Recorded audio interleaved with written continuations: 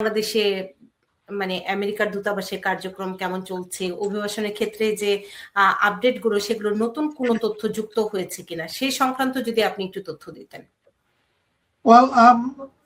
দূতাবাস সংক্রান্ত এমবেসিতে যথারীতি ইন্টারভিউ হচ্ছে, immigrant visa and non immigrant visa সবগুলো কাজ চলছে। তো ইমিগ্রেন্ট ভিসার জন্য এখনো পর্যন্ত ভিসা ইস্যু হচ্ছে না, বাট ইন্টারভিউ হচ্ছে, যেটা আমি বোধহয় আপনার গত অনুষ্ঠানে বলছিলাম। পাবলিক সেম থিং, এই যে আপনার আজকে বললাম না, একটা পাবলিক রুল মেকিং, রুলের জন্য that was done in January 21 agency যে পাবলিক চার্জের রুলটা ফাইনালাইজড হবে। এখন রুল ফাইনালাইজ হবে, রুল আকারে যখন আসবে এটা এবার বেসিস করে এমবেসি ভিসা ইস্যু করা শুরু করবে।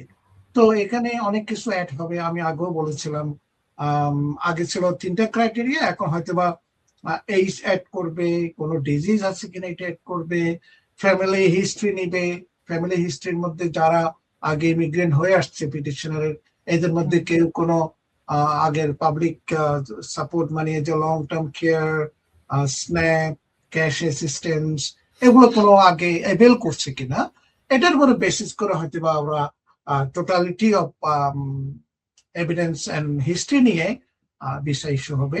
তবে আমাদের প্রিডিকশন হচ্ছে আনলাইকলি হয়তোবা অনেক মানুষের ভিসা হবে না, যারা 212C আন্ডারে হয়তোবা ডিনাই হবে। 221G তে যদি হয় এটা ডিনায়াল না, এটা রিফিউজ, বাট 221C একটা সেকশন যদি হয় ইজ ডিনাইড। সো এটা